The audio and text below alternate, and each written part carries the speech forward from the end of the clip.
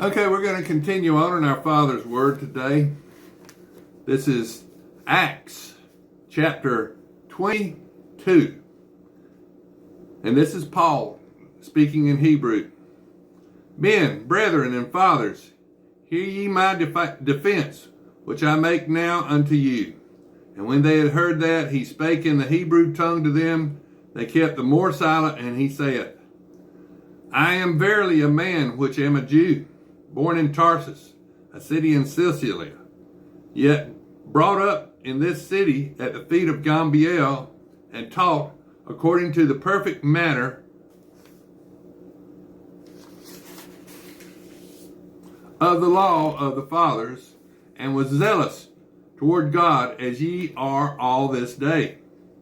And I persecuted this way unto the death, binding and delivering into prisons both men and women, as also the high priest doth bear me witness, and all the estate of the elders, from whom I received letters unto the brethren, and went to Damascus to bring them which were bound into Jerusalem, for to be punished. And it came to pass that as I made my journey, I came nigh into Damascus about noon, and suddenly there shone from heaven a great light around about me. And I fell into the ground, and heard a voice saying unto me, Saul, Saul, why persecutest thou me? And I answered, Who art thou, Lord? And he said to me, I am Jesus of Nazareth, whom thou persecutest. And they that were with me saw indeed the light, and were afraid, but they heard not the voice of him that spake to me. And I said, What shall I do, Lord? And the Lord said unto me, Arise and go into Damascus, and there it shall be told thee of all things which are appointed for thee to do.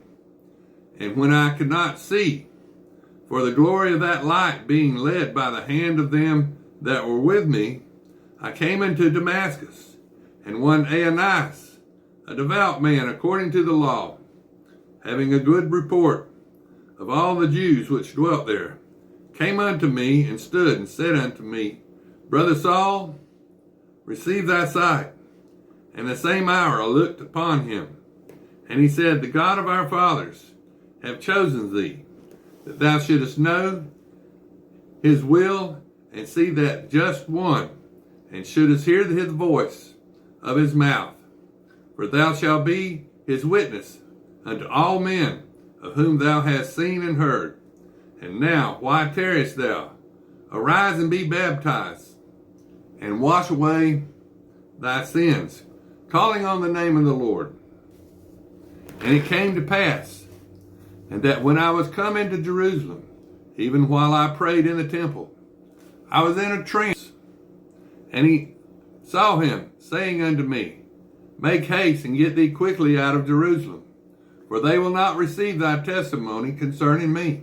And I said, Lord, they know that I am in prison, and I beat in every synagogue them that believed on thee.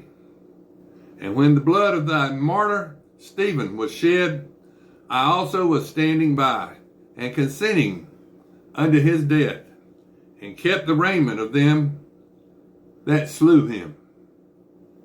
And he said unto me, Depart, for I will send thee far hence unto the Gentiles. Now, even today over in Israel, you got 2% Christian. 2%. 2% Christian over in Israel today. So they believe in the first 5 books of Moses, Judaism, but they don't believe in the New Testament. And they gave him audience unto this word, and then lifted up their voices, and said, Away with such a fellow from the earth, for it is not fit that he should live. And as they cried out and cast off their clothes and threw dust into the air, the chief captain commanded him to be brought into the castle, and bade that he should be examined by scourging, and that he may not. Wherefore they cried so against him. And as they bound him with thongs, Paul said unto the centurion that stood by, Is it lawful for you to scourge a man that is a Roman and uncondemned? When the centurion heard that, he went and told the chief captain, saying, Take heed what thou doest, for this man is a Roman. Then the chief captain came and said unto him, Tell me, art thou a Roman? And he said, Yea. And the chief captain answered, With a great sum obtained I these freedom. And Paul said, But I was free born. Then straightway they departed from him which should have examined him, and the chief captain also was afraid, after he knew that he was a Roman, because he had bound him on the morrow, because he would have known that certainly wherefore he was accused of the Jews. He loosened him from his hands, and commanded the chief priests and all their council to appear, and brought Paul down and set them before him. Now this is Acts chapter 23.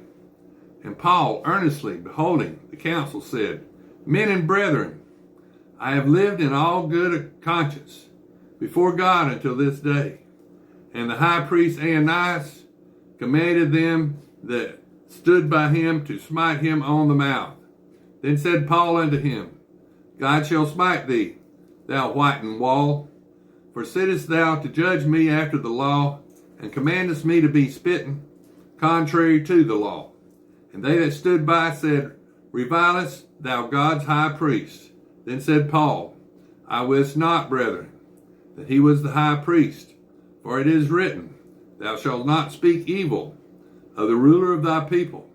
But when Paul perceived that the one part were Sadducees and the other Pharisees, he cried out in the council, Men and brethren, I am a Pharisee, the son of a Pharisee, of the hope and resurrection of the dead. I am called in question. And when he had so said, there arose a dissension between the Pharisees and the Sadducees, and the multitude was divided. For the Sadducees say there is no resurrection, neither angel nor spirit, but the Pharisees confess both. And there arose a great cry, and the scribes that were of the Pharisees' part arose, and strove, saying, We find no evil in this man, but if a spirit or an angel hath spoken to him, let us not fight against God. And when there arose a great dissension, the chief captain, fearing lest Paul should have been pulled in pieces of them, commanded the soldiers to go down, and to take him by force from among them, and to bring him into the castle. And the night following, the Lord stood by him and said, Be of good cheer, Paul, for thou hast testified of me in Jerusalem, so must thou bear witness also at Rome. And when it was day, certain of the Jews banded together and bound themselves under a curse, saying they would neither eat nor drink till they had killed Paul. And they were more than 40 which had made this conspiracy. And they came to the chief priests and elders and said, We have bound ourselves under a great curse, that we will eat nothing until we have slain Paul.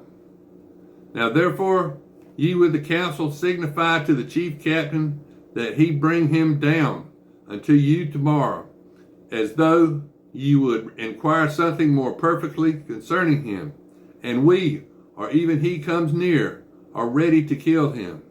And when Paul's sister's son heard of their lying in wait, he went and entered into the castle and told Paul. Then Paul called one of the centurions unto him and said, Bring this young man unto the chief captain, for he hath a certain thing to tell him.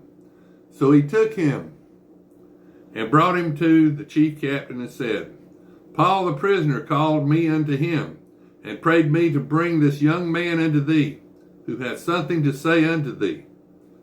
Then the chief captain took him by the hand, and went with him aside privately, and asked him, What is that thou hast to tell me? And he says, The Jews have agreed to desire thee that thou wouldest bring down Paul tomorrow unto the council, as though they would inquire something of him more perfectly.